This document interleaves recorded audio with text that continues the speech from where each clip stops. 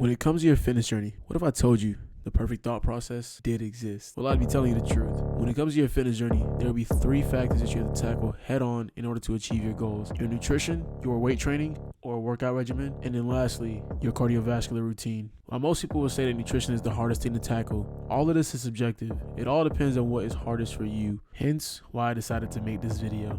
This video is the perfect understanding and the perfect thought process on how to take on your journey and tackle all 3 things head on to make sure that you are getting towards the goal that you have set, whether that's bulking up or losing weight. Let's start with the nutrition aspect. When it comes to the nutrition, this is where you're going to have the most control over how much weight you gain and lose. Reason being is because, as we already know, in order to lose weight or gain weight, we have to be in either a calorie deficit or a surplus.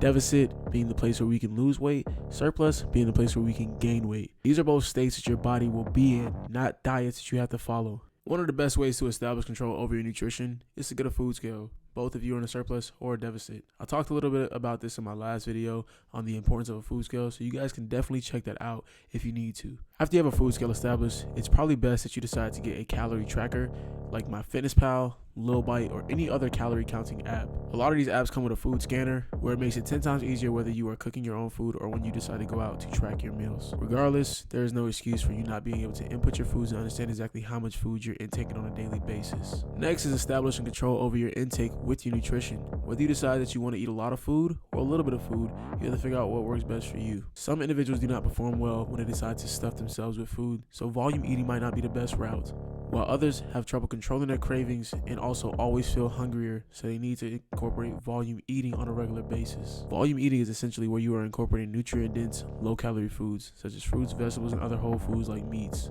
This is typically the best way to tackle your weight loss journey, but for somebody who's looking to bulk up, this might not be your best idea. Regardless, the point is to establish a routine, understanding what works best for you. After you've worked on breaking old habits and establishing a routine, it's now time to increase your education about food as a whole. What most people don't get is that our body is actually sensory based when it comes to consuming food, which means that you can eat as much as you like if the food tastes too good, and you won't eat as much if the food tastes bad. I personally call this the taste index. On a scale of 1 to 10, if the food is around a 6 or 7, you're probably going to be in an ideal range. If the food is a 1, you're not going to want to eat or taste the food on a regular basis, and you're more likely to fall off your regimen. While on the contrary, if the food tastes way too good, you're more likely to overeat as well as dwell into other cravings. Hence why it is important to have a balanced diet overall. Covering all these factors can essentially make your nutrition a lot easier to control over time. Moving into the next category that you want to master over time, being your strength training or weight training program. Your workout regimen does play a vital role in how your physique turns out towards the end. Building muscle is stimulus based, meaning that if you want to build it, you need to have a stimulus, hence why we weight train. Of course, rest and recovery, as well as your nutrition and taking enough protein to recover, will play a huge role in building this muscle. But without putting your muscles into a state of hypertrophy, your muscles will then be in atrophy over time, meaning that you are in a state that promotes muscle loss. Plenty of people reach plateaus with their weight training because they lack the knowledge on how to effectively train certain muscle groups. And be honest, you can change up your split as much as you'd like. This might not make a difference. It is important that you increase the knowledge that you have of strength training or weight training or working out in general before you decide to just switch up splits and copy somebody else's routine. A great way to do so is by increasing your knowledge by doing research on how to build muscle or just resistance training as a whole, regardless of the workout style you use, whether it be calisthenics, CrossFit, powerlifting, or just basic old bodybuilding.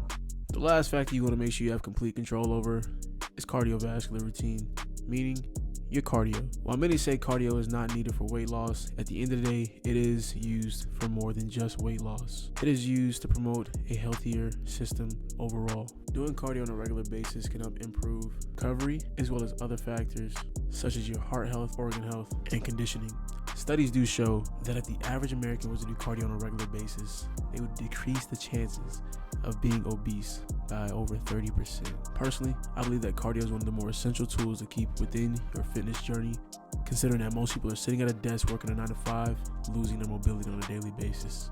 If you guys want to better your chance of mastering each of these categories, I do have my fitness guides in my bio as well as in the description of this video that you guys can check out and purchase. Rather than thinking of one of these categories that I mentioned is more important than the other, think about mastering each of them. Think of them as separate entities because each holds their significance in your fitness journey. You should be looking to reach maximum efficiency in each of these categories, whether it be nutrition, strength training, or your workout regimen in general, or your cardiovascular routine. All will play a significant role in making sure that you are better than the person you were yesterday, leading you to be able to achieve your fitness goal. Because the odds are that you can definitely obtain the goal. You can definitely reach maximum efficiency in each of these categories, yet you choose not to. Whether it comes from the lack of knowledge or just pure laziness, it doesn't matter. Because in my opinion, there is no one that's more important than the other.